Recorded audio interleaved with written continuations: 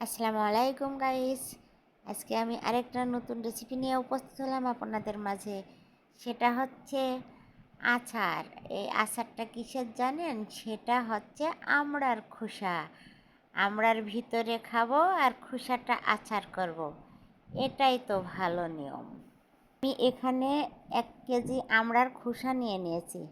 আমড়ার আচারের রেসিপিটা আমি দিইনি, আমড়াগুলো খেয়েছি আর খোসাগুলো আচার করেছি। কত সুন্দর!